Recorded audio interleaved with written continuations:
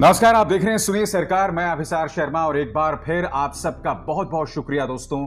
आप लोग लगातार HW न्यूज के हाथ मजबूत कर रहे हैं हमारी सदस्यता को ग्रहण करके। और बहुत आसान है, हमारे इस YouTube चैनल पर जाइए, ज्वाइन पर क्लिक कीजिए और जैसे आप ज्वाइन पर क्लिक करते हैं ना, तो ये 3 विकल्प आपके सामने आते हैं। इनमें से एक सदस्यता को ग्रहण कीजिए और HW न्यूज के हाथ मजबूत कीजिए।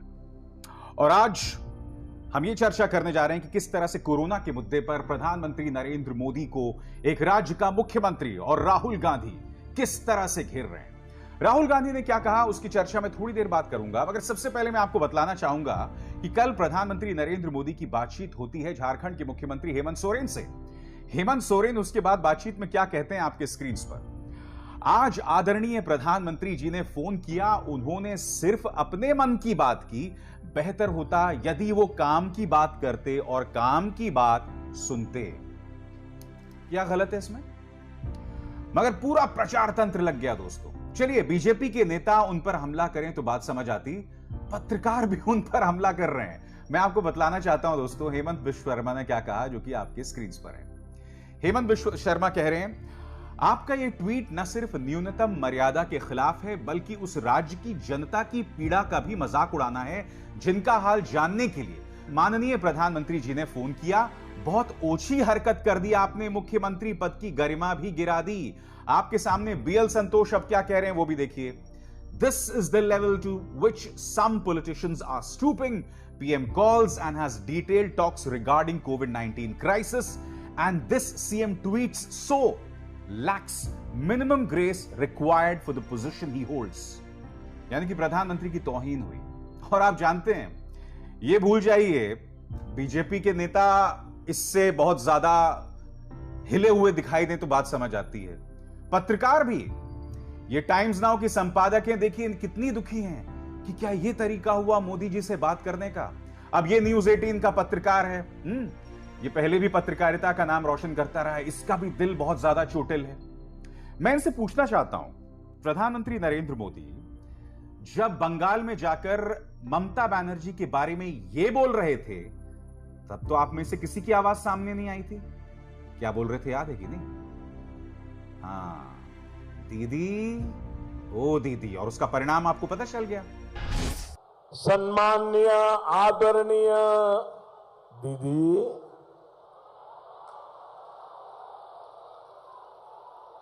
आदरणीय दीदी, ओ दीदी,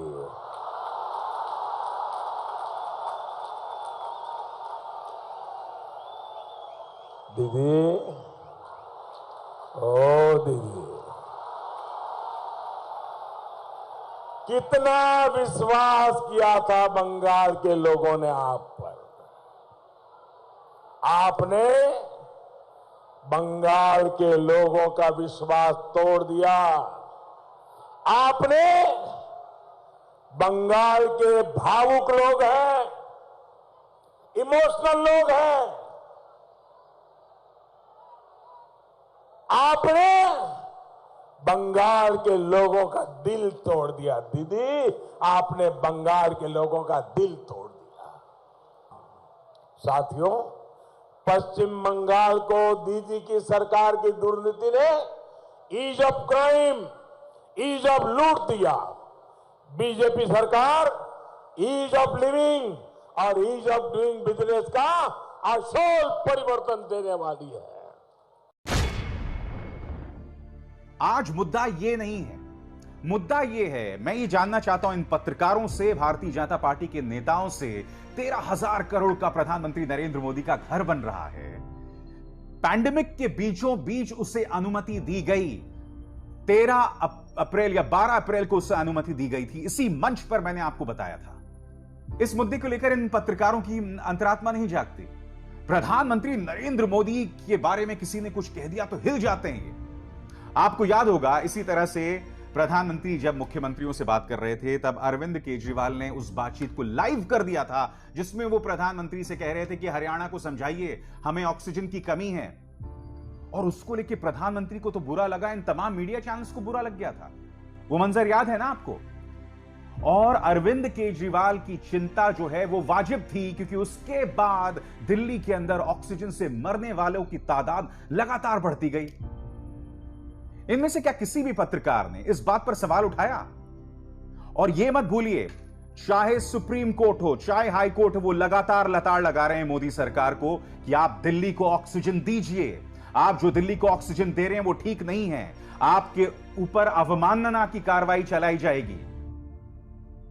कहा था कि नहीं अदालतों ने?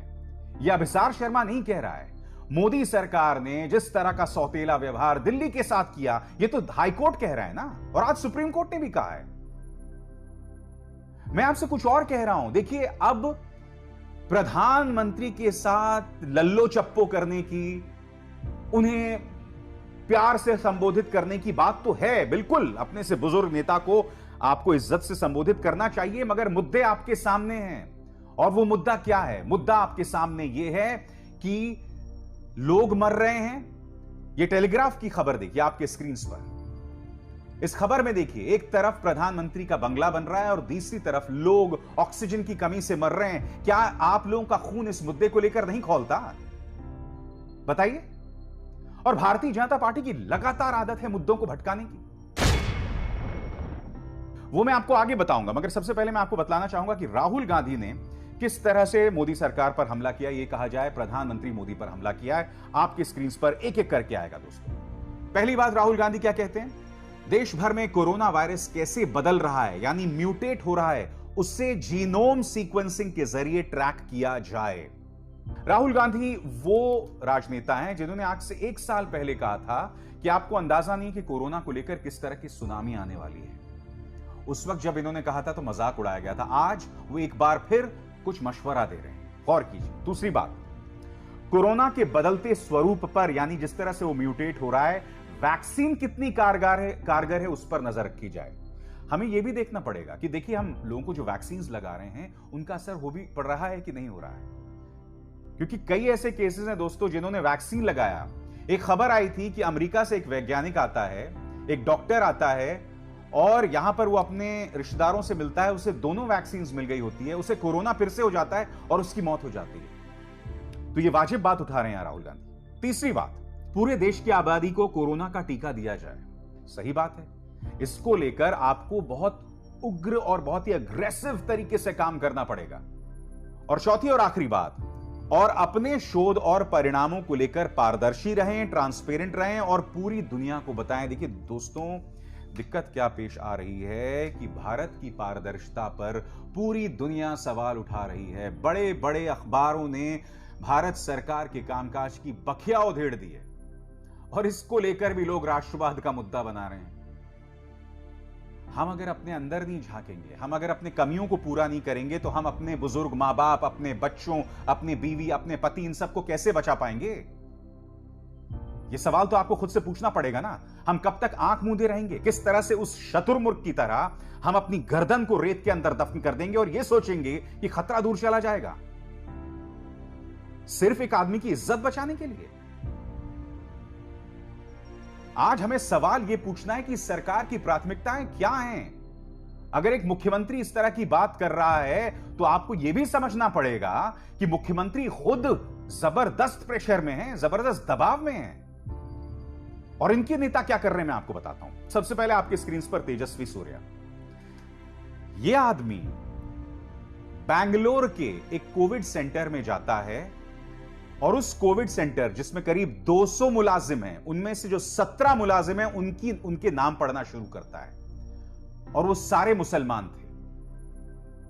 मतलब पहली बात तो यह कि भाई, अगर तुम कोरोना में भ्रष्टाचार की जांच करने गए हो तो बैंगलोर में किसकी सरकार है? वहां से सांसद कौन है? कर्नाटक में किसकी सरकार है और केंद्र में किसकी सरकार है? तुम वहां सिर्फ इसलिए गए ताकि तुम वहां पर हिंदू मुस्लिम करना चाहते हो, क्योंकि मैंने कल भी बताया ये बात। तुम्हारे जो कचरा भक्त हैं उन्हें इस बात को लेकर खुशी है कि देखो मुसलमानों को ठिकाने लगा दिया। अब आप जानते हैं उसकी वजह से क्या हो रहा है। ये खबर देखिए आपके स्क्रीन पर। उस वजह से क्या हो रहा है दोस्तों कि क्योंकि उन 200 लोगों के नाम सार्वजनिक कर दिए गए थे, उनके फोन नंबर्स सब जगह सार्वजनिक कर दिए गए थे। अब उन्हें लोग फोन कर करके, लड़कियों को फोन कर करके उन्हें अश्लील मैसेजेस दिए जा रहे हैं। और बात यहां नहीं रुकती दोस्तों, यह अखबार का पन्ना है जिस पर आप गौर कीजिए किस तरह से उनको यातना का सामना करना पड़ रहा है इस तेजस्वी सूर्या की वजह से। आपके स्क्रीन पर Vinay, name changed, working in the south zone war room, said it had become tough answering emergency calls. If we say there is no ICU bed, people ask our names to find out